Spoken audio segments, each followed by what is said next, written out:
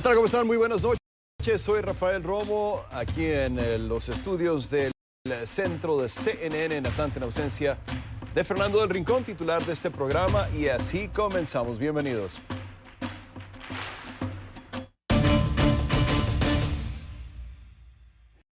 Les pido que a partir de ese momento me acompañen utilizando la etiqueta numeral conclumolano, numeral conclumolano. Recuerden que recibo todos sus comentarios en mi cuenta en Twitter, @RafaelRomoCNN.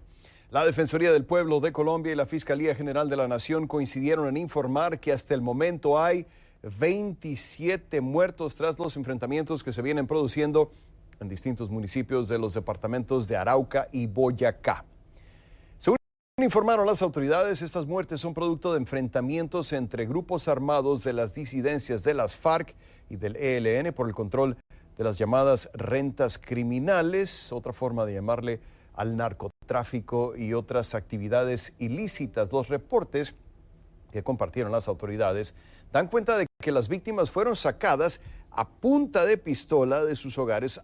Algunas fueron llevadas a una localidad cercana del otro lado de la frontera en Venezuela, asesinadas allí y posteriormente trasladadas de regreso hacia territorio colombiano.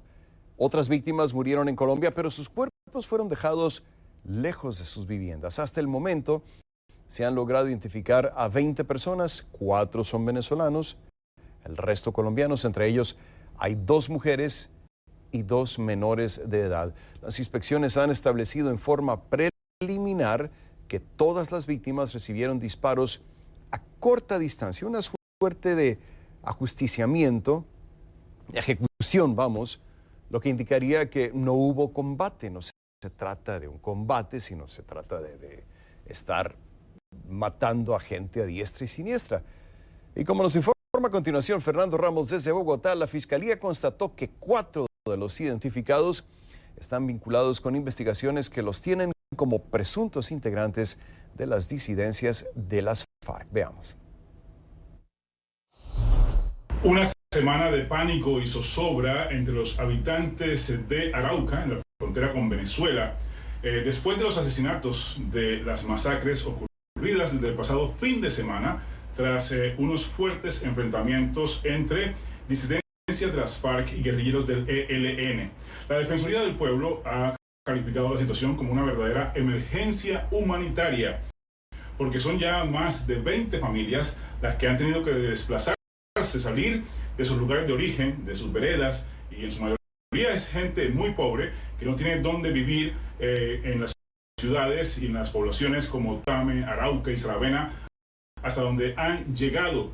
Y hasta el momento la Fiscalía ha dicho que en las investigaciones se ha podido determinar que muchas de las personas que murieron fueron sacadas de sus viviendas y ultimadas con disparos a corta distancia y luego dejadas, algunas de ellas, a orillas de la carretera. Se está investigando pues quiénes están detrás de esta situación, los autores intelectuales de estos enfrentamientos que buscan básicamente el control territorial para el tráfico de armas y de drogas en la región, una región bastante conflictiva, en donde hay grupos armados ilegales, también hay contrabando y migración también ilegal. El gobierno del presidente Iván Duque ha desplazado 2 batallones a la zona, son cerca de 600 hombres, para garantizar la seguridad de los habitantes que están en medio de este fuego cruzado entre estos bandos delincuenciales al margen de la ley. Entre tanto, algunas ONGs, organismos de defensa de los derechos humanos, han pedido al gobierno que actúe cuanto antes para poner fin a esta situación, que no es de ahora, viene de varios meses atrás, pero que sin duda marca un comienzo de año bastante violento en Colombia. Para CNN, Fernando Ramos, Bogotá. Bien, gracias a Fernando Ramos. ¿Y qué representa esta emergencia humanitaria para Colombia? ¿Puede el gobierno del presidente Iván Duque contener esta ola de violencia? Es lo que le quiero preguntar a nuestro primer invitado de la noche.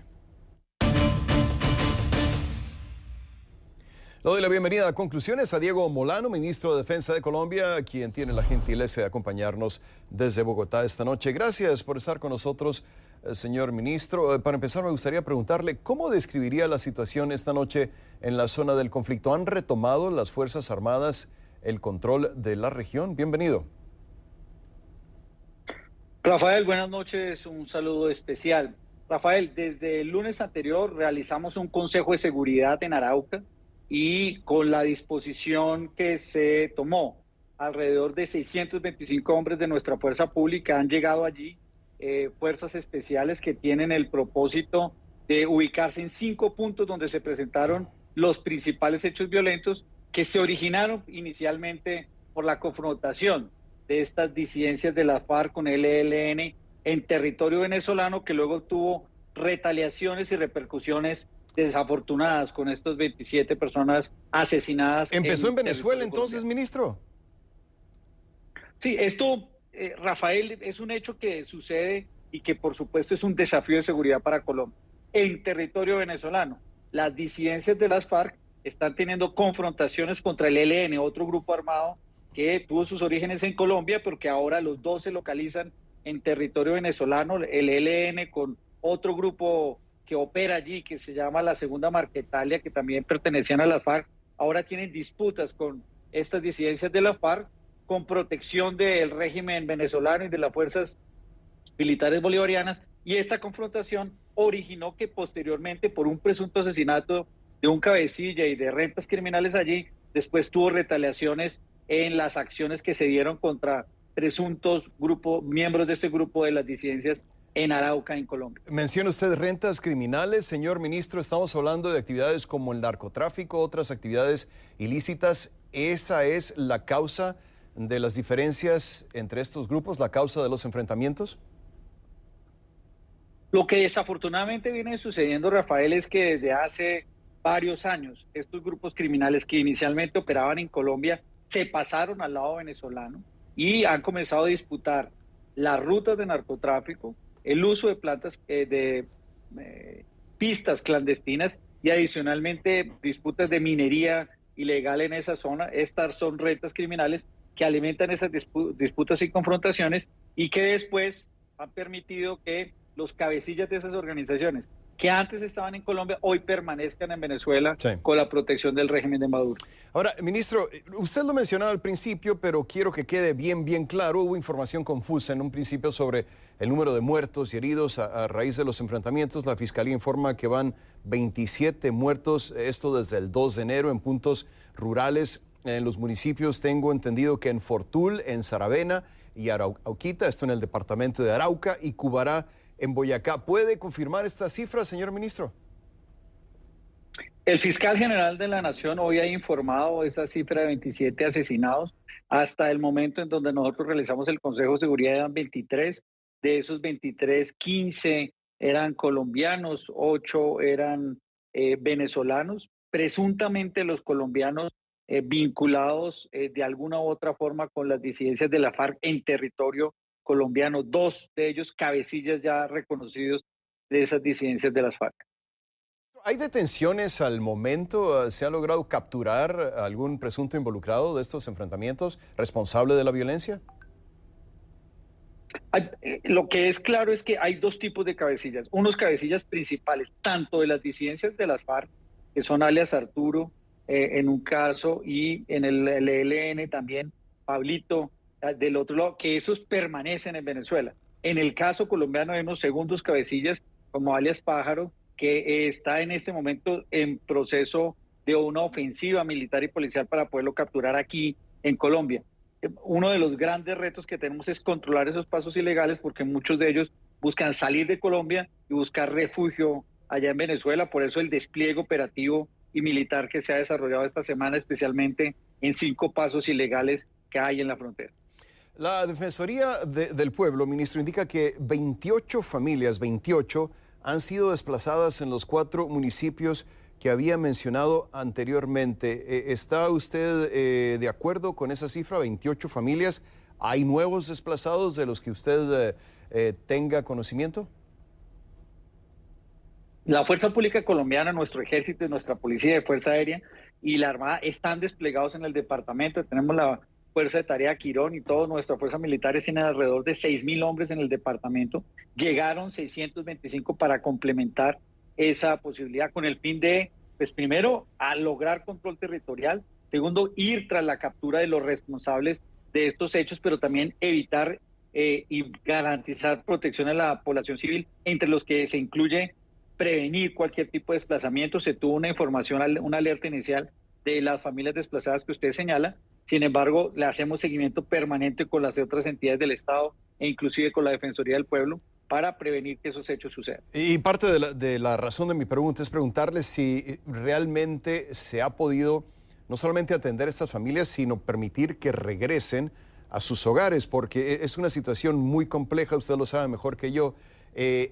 ¿Se encuentran todavía en situación de desplazamiento, ministro, o ya están las condiciones dadas para que regresen a casa? Esa valoración la hace un comité especial de prevención en el caso colombiano, y cuando estén dadas todas las condiciones de seguridad pueden retornar. Lo que sí definitivamente ha sucedido en los últimos 3 días es que este grupo especial de nuestras fuerzas militares ya llegó a hacer presencia en esos 5 puntos críticos donde se presentaron esos hechos, con el fin de garantizar control territorial, dar tranquilidad a los campesinos, a los agricultores, a quienes están ubicados en esa zona, de modo que puedan permanecer en sus viviendas, pero también darles protección frente a cualquier otro hecho que se pueda suceder. ¿Concuerda usted, señor ministro, con quienes califican lo que está ocurriendo como una emergencia humanitaria para Colombia? El reto para nosotros y el desafío de seguridad es lograr controlar lo que sucede cuando buscan cometer delitos en Venezuela y luego afectar el territorio colombiano. Desafortunadamente, el crecimiento de las disidencias de la FARC y el ELN en territorio venezolano, esas confrontaciones por rentas han generado violencia que también ha tenido repercusiones. Nosotros tenemos toda la disposición, así ha sido la instrucción del presidente Duque, para utilizar toda nuestra fuerza pública para controlar esa frontera y garantizar que no se desarrolle una situación humanitaria mucho más compleja. Estamos atendiendo esos desplazamientos forzados y tenemos la presencia allí para dar tranquilidad a los campesinos que están allí ubicados en las cabeceras municipales, en esta época de Navidad también, para todos aquellos que están de turismo viajando en el departamento de Arauca. Señor ministro, si me permite, tengo que tomar una breve pausa, pero me gustaría seguir conversando con usted. Estamos hablando con Diego Molano, ministro de Defensa de Colombia, después de la pausa. Y les recuerdo que pueden dejar sus comentarios en facebook.com/conclusionesCNN, también en mi cuenta en Twitter, @RafaelRomosCNN, usando la etiqueta de esta noche, #ConcluMolano. Regresamos con más aquí en Conclusiones y más adelante, la polémica repetición de las elecciones en el estado venezolano de Barinas, cuna del fallecido Hugo Chávez. Volvemos. Le agradezco infinitamente a Diego Molano, ministro de Defensa de Colombia, que siga con nosotros en la línea desde Bogotá, Colombia. Gracias, señor ministro. Quiero preguntarle, siendo Arauca una región que hace frontera con Venezuela, y considerando que el presidente Duque ha acusado al gobierno de Nicolás Maduro de proteger a terroristas, ya ha mencionado usted anteriormente parte de esto, que estos grupos tienen presencia del lado venezolano de la frontera, que ahí iniciaron los conflictos, pero ¿qué evidencia existe, señor ministro, de que algunos de estos grupos realmente tengan sus bases y estén operando y que entren como Pedro por su casa del lado venezolano de la frontera? Lo hemos visto a lo largo del último año. Desafortunadamente, en mayo del año pasado, de hecho, una confrontación nuevamente entre estas disidencias de la FARC con el ELN e inclusive con las fuerzas militares bolivarianas generaron un desplazamiento de 5.000 venezolanos que llegaron a Arauquita del lado colombiano por un periodo de tiempo. Las cuales fueron atendidos de forma humanitaria y luego retornaron a sus sitios. Lo hemos evidenciado también cuando, por ejemplo, se encuentran asesinatos que se cometen del lado venezolano y los cadáveres lo dejan del lado colombiano. Aquí está la fuerza pública colombiana, la inteligencia evidencia, por supuesto, que hay rutas del otro lado de narcotráfico y también pistas clandestinas, y aquí lo que se requiere es un mayor control de estos grupos del otro lado de la frontera. En Colombia estamos asumiendo nuestra responsabilidad para dar protección, tranquilidad, seguridad con nuestro ejército y con nuestra policía a los colombianos del lado de Arauca y combatiendo con toda contundencia al narcotráfico en Colombia y a esas organizaciones. A estos que cometieron esas actividades criminales esta semana los vamos a capturar, los vamos a judicializar. Están dispuestas ya las operaciones de nuestra fuerza pública porque no podemos permitir que sigan planeando y desarrollando actividades terroristas en Venezuela y luego amedrenten y preocupen o generen miedo en el lado colombiano. Aquí vamos a garantizar la seguridad de los colombianos. ¿La cooperación del lado venezolano, señor ministro, es nula completamente? Allí lo que tenemos claro es que hay una relación directa de apoyo y donde sirven de retaguardia estratégica para estos grupos, donde operan a sus anchas en negocios de narcotráfico y con la connivencia de las fuerzas militares bolivarianas. Ahora, aquí hay una situación que realmente tenemos que mencionar. Lamentablemente, esto no es algo nuevo. También hubo desplazamientos en marzo del año pasado por enfrentamientos entre guerrillas colombianas y las Fuerzas Armadas venezolanas en el estado venezolano de Apure y el mismo departamento de Arauca. Entonces, ¿por qué no ha sido posible, se pregunta uno, garantizar la seguridad de la gente en la zona y detener el derramamiento de sangre que se ha vuelto a repetir, lamentablemente, una ocasión más, señor ministro? Yo creo que, Rafael, aquí lo que en Latinoamérica tenemos que tener conciencia es que antes Venezuela servía para refugio y descanso de los grupos armados ilegales que venían de Colombia. Pero la verdad es que donde hay narcotráfico, lo único que queda es muerte y destrucción. Y eso es lo que está pasando del lado venezolano cuando se permite la operación de estos grupos y cuando se permite precisamente ese desarrollo de ese negocio. Eso solo queda destrucción. Y eso es lo que se está viendo del lado venezolano. Confrontaciones entre ellos, habitación para los cabecillas de estos grupos que desde allá planean acciones terroristas. Eso se convierte en un desafío para Colombia, pero nuestra fuerza pública, nuestro ejército, nuestra policía combate todos los días y así lo lograremos. Como esta misma semana se desarrollaron operaciones contra esos grupos, como en esta misma semana 3 de los miembros de esas estructuras criminales se desmovilizaron y se entregaron por la ofensiva de nuestros grupos y seguiremos protegiendo la frontera y esos pasos ilegales. Sí, bien. Señor ministro, quiero hacerle una pregunta que quizá suene a crítica, pero no lo es simplemente una valoración de los hechos, nuestros reportes que hemos hecho a través de los años. ¿Se puede considerar que esta parte de Colombia, frontera con Venezuela, es tierra de nadie y que ni el gobierno actual, ni ningún gobierno, debido a la situación geográfica, debido a la situación de influencia de grupos del narcotráfico, debido a la presencia de grupos de la guerrilla, nadie va a poder controlar Arauca, nadie va a poder controlar Apure, nadie va a poder controlar Boyacá? Bueno, tenemos 450 kilómetros de frontera en Arauca con Venezuela. Es una frontera que particularmente tiene, en este caso, el río Arauca como su principal límite de lado y lado, y por supuesto que allí hemos hecho presencia y por supuesto que estamos del lado de los araucanos buscando garantizar que tengan seguridad y tranquilidad. Es un desafío de seguridad muy grande, sobre todo por lo que está sucediendo del otro lado de la frontera, pero la instrucción del presidente Duque, la tarea de nuestra fuerza pública es recuperar la seguridad y la tranquilidad para Arauca y lo vamos a hacer. Tenemos una pregunta de un televidente, si me permite, señor ministro. Me dice, Arauca tiene un largo historial de violencia, pobreza y narcotráfico. ¿Por qué aún hoy en día le cuesta tanto al Estado hacer presencia? Y no es solamente enviar militares, dice, es llevar educación, salud y seguridad. ¿Por qué Molano cree que la única respuesta es dar bala? ¿Cómo le responde, señor ministro? Aquí, además de garantizar la seguridad, estamos haciendo inversión social. 3 de los municipios de Arauca tienen hoy una de las mayores inversiones de algo que en Colombia se ha denominado los programas de desarrollo con enfoque territorial, que es inversión que después del acuerdo de Habana se está haciendo y que en la política de paz con legalidad del presidente Duque también se viene avanzando para desarrollar esa actuación. Por el bien de Colombia, por el bien de todos los colombianos y de esta región en conflicto, le deseo que tenga éxito en este operativo. Le agradezco muchísimo a Diego Molano, ministro de Defensa de Colombia, quien nos acompañaba en vivo desde Bogotá, capital. Gracias, ministro. Regresamos con más las próximas elecciones en Barinas. No se vaya, está en Venezuela. En el noroeste de Estados Unidos, la amenaza del clima invernal provocó el cierre de oficinas del gobierno y escuelas y puso a más de 60 millones de personas bajo estado de alerta. Se espera que la tormenta de invierno que ya azotó partes de Kentucky y Virginia cause una interrupción generalizada en esta zona del país durante lo que queda del viernes y el sábado y deje entre 10 y 30 centímetros de nieve. Las fuertes nevadas y la escasa visibilidad dificultan las tareas a las cuadrillas de carretera, según anunció el Servicio Meteorológico Nacional en Boston a través de un tuit en el que aconsejó a las personas que retrasen los viajes para cuando termine de caer la nieve, si es posible.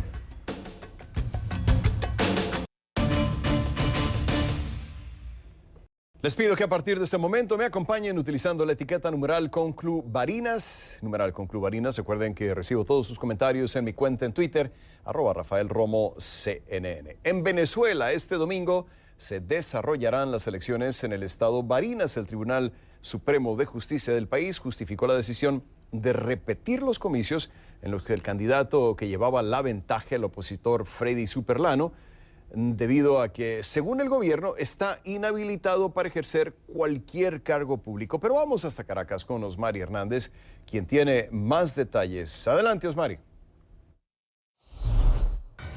Así es, Rafael, muy buenas noches. La población de Barinas acudirá nuevamente a las urnas este domingo en un proceso que se iniciará, como es tradición en Venezuela, a las 6 de la mañana y hasta las 6 de la tarde. Es la segunda vez en menos de 2 meses luego de que habían participado en el proceso de elecciones regionales y municipales del pasado 21 de noviembre y 2 fallos de la Sala Electoral del Tribunal Supremo de Justicia derivaron en una orden de repetir estos comicios. El argumento que presentó el Poder Judicial es que Freddy Superlano, el candidato opositor que se enfrentó al hermano del fallecido presidente Hugo Chávez, Argenis Chávez, quien era el gobernador de la entidad y estaba aspirando a la reelección, argumentaba el Poder Judicial que estaba inhabilitado para ejercer cargos públicos por dictamen de la Contraloría General de la República. Esta información se dio a 8 días del día de la votación.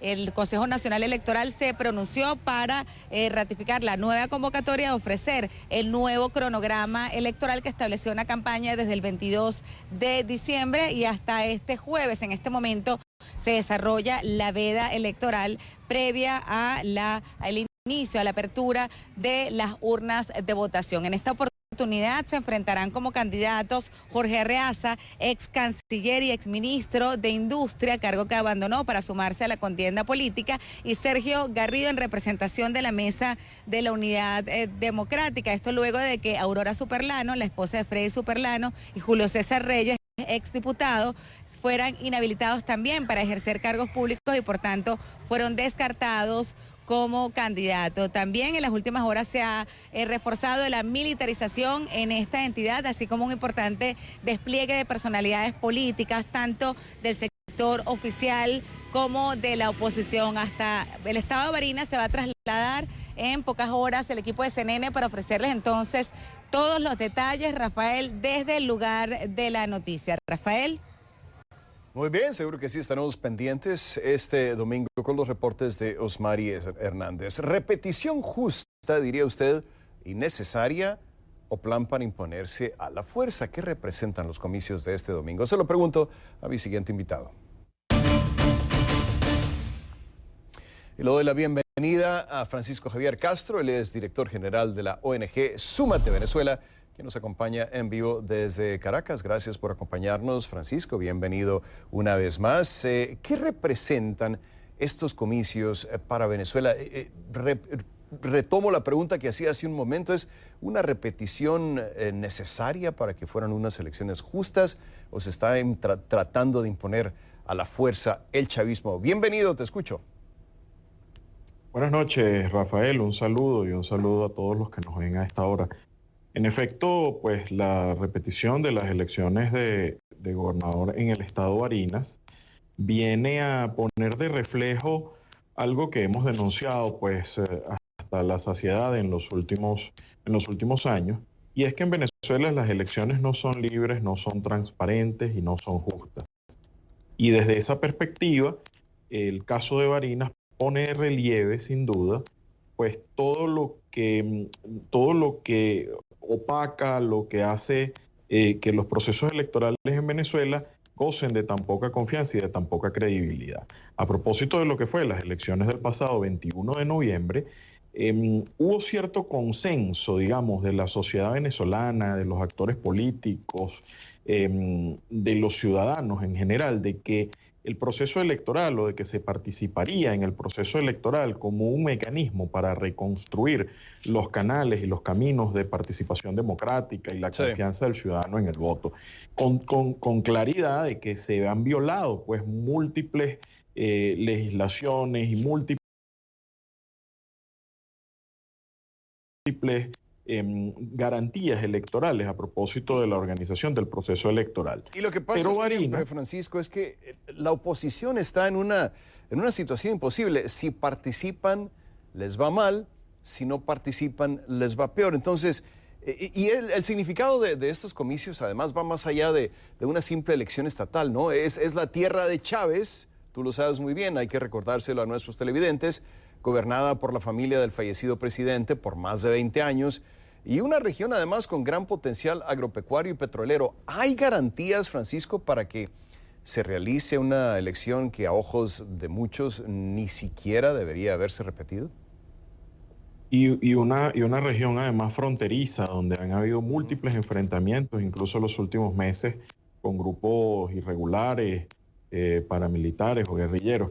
La verdad es una situación bastante complicada. Imagínate que en las últimas horas se conoció que trasladarían hasta el estado Barinas más de 24,000 funcionarios armados a custodiar el proceso electoral.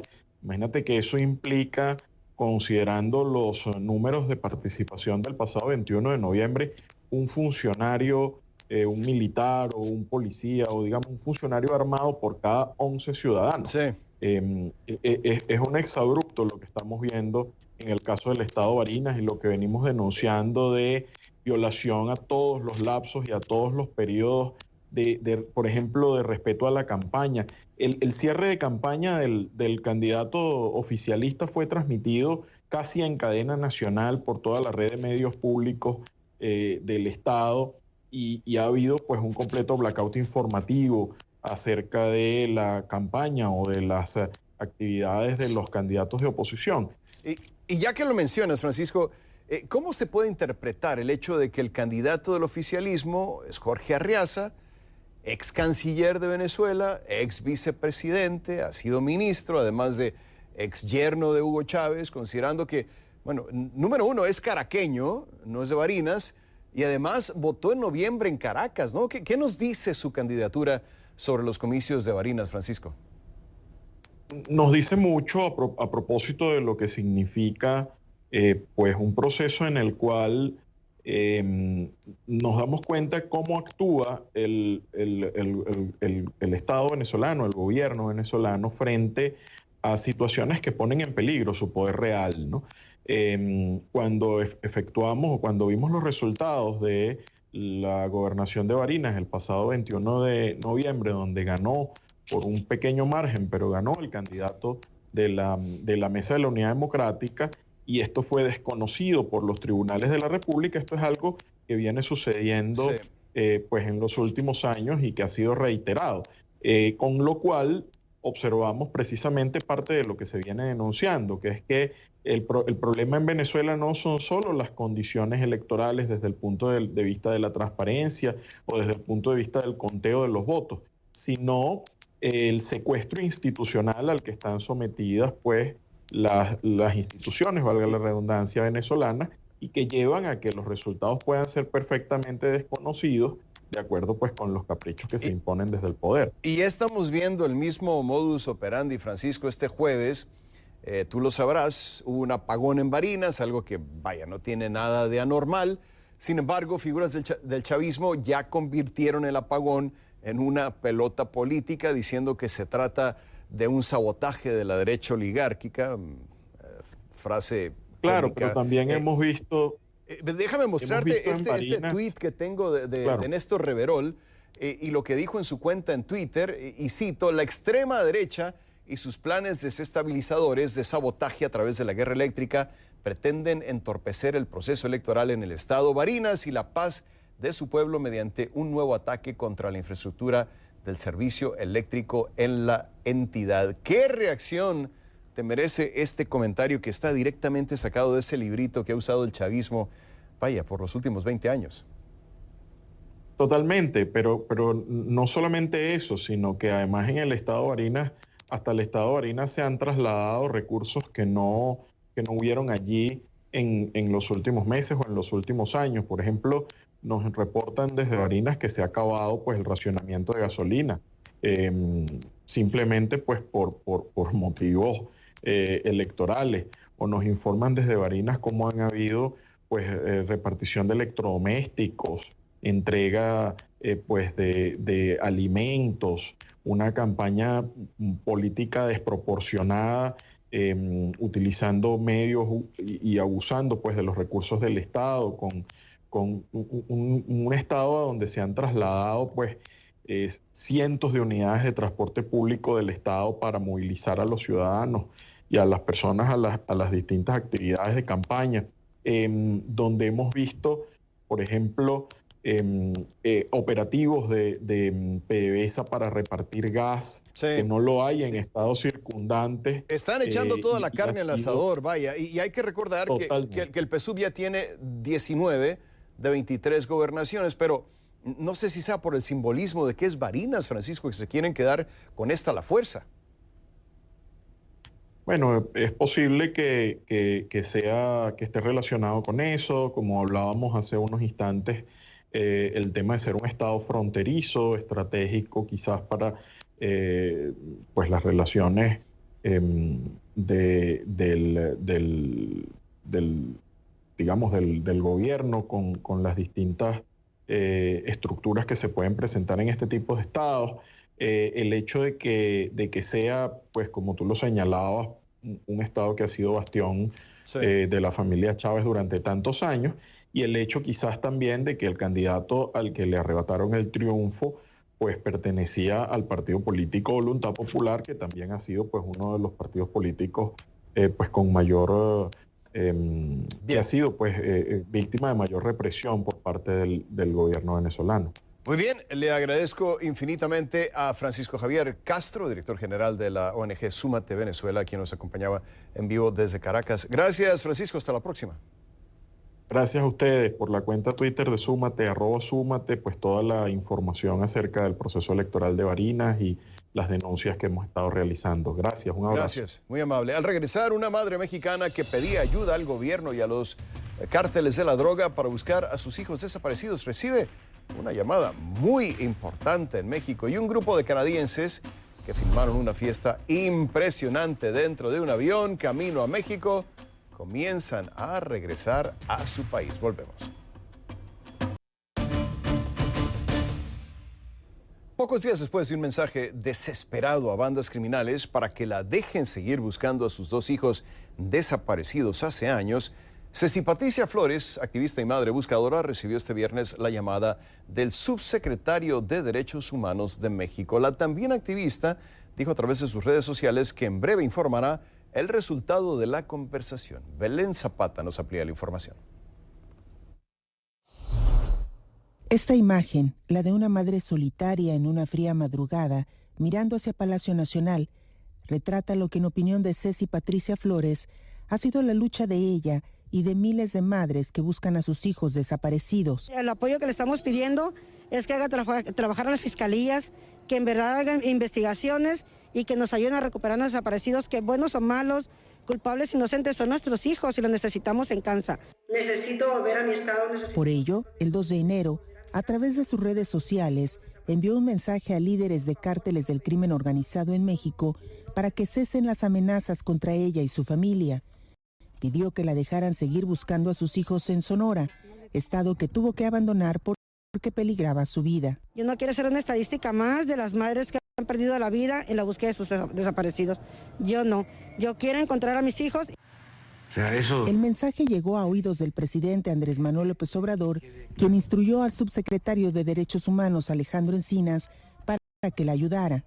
Ella esperó frente a Palacio Nacional y el miércoles fue recibida por el director de la Unidad para la Defensa de los Derechos Humanos de la Secretaría de Gobernación, Enrique Irazoque. Hoy tuvimos otra reunión con ella, ¿no? in situ en su refugio de seguridad. El equipo de la Secretaría de Gobernación del área de la Unidad para la Defensa de los Derechos Humanos estuvo resolviendo las peticiones de la señora Cecilia y las de su familia. Irazoque asegura que Flores pertenece al mecanismo de protección que la Secretaría de Gobernación ofrece a defensores de derechos humanos amenazados y que desde entonces brindan protección a ella, a su familia y acompañan la búsqueda que las madres hacen en el campo. Poder confirmarte que todas las acciones de búsqueda que se hacen en coordinación con las familias y colectivos de buscadoras de Sonora se hacen con el total apoyo de la Guardia Nacional, de la Armada de México y del Ejército de México.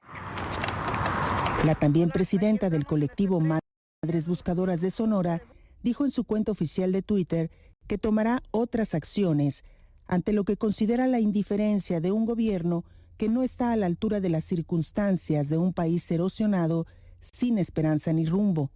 Esperen noticias y oren por mí, agregó la activista.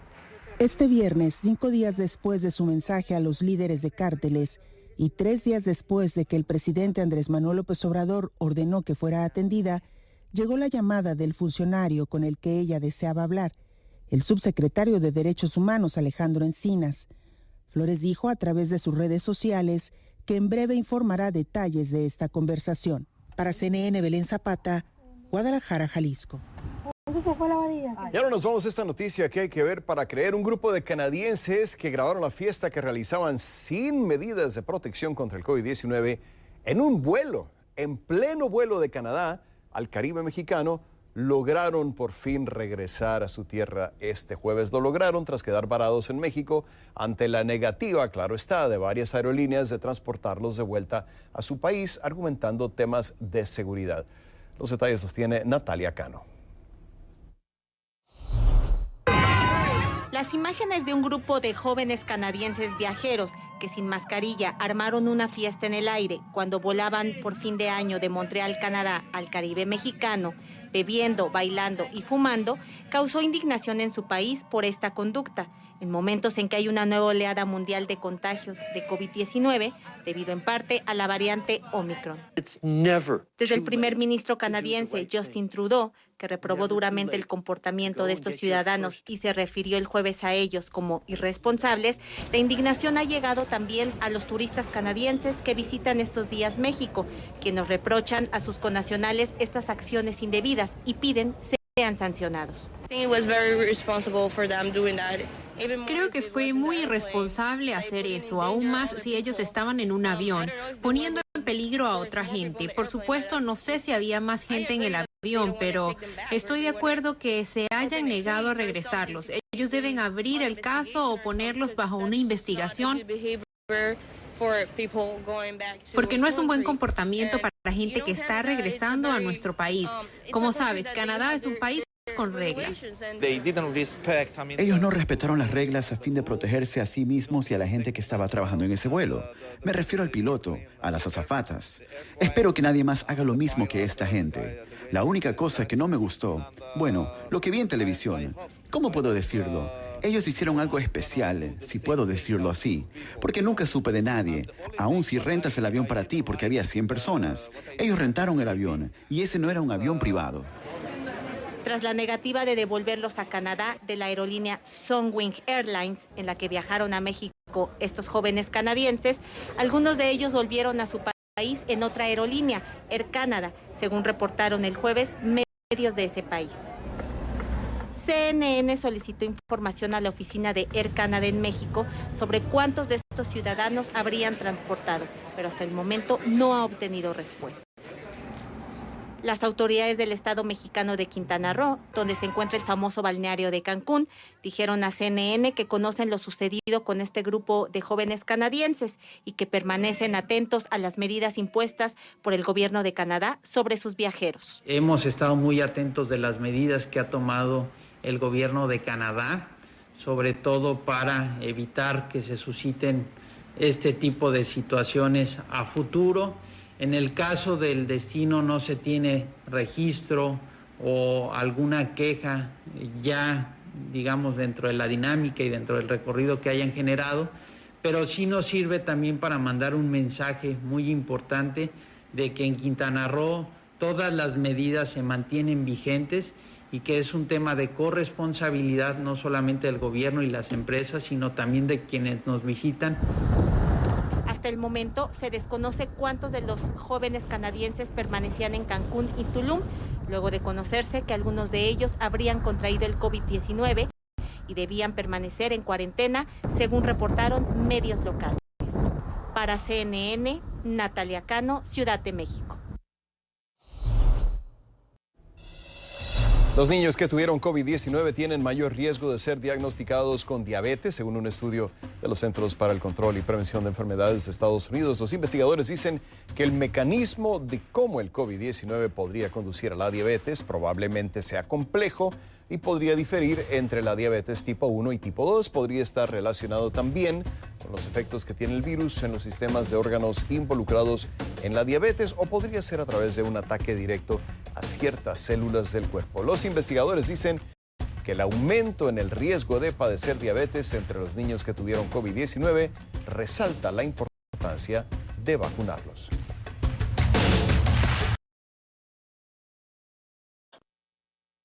Así finaliza Conclusiones. Los veo este fin de semana en Mirador Mundial. Hasta entonces.